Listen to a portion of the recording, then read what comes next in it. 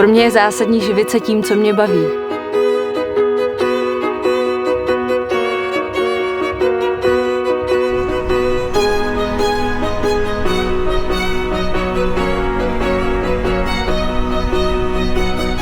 Přijde mi, že pokud neobjevíte něco svého, tak pak váš život nedává moc smysl.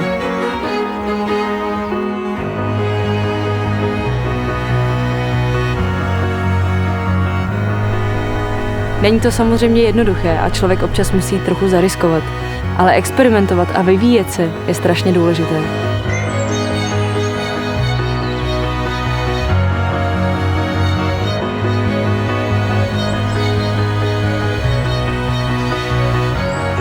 Nakonec ale nemám moc na vybranou. Když mě něco napadne, nepřestávám, dokud to neuskutečním.